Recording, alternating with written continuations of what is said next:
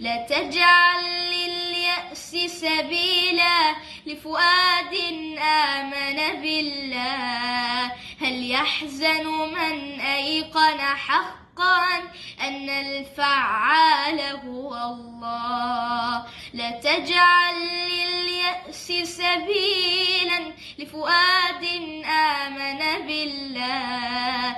هل يحزن من أيقن حقا أن الفعال هو الله؟ من كان الله له مولى هل يقنط من كرم الله؟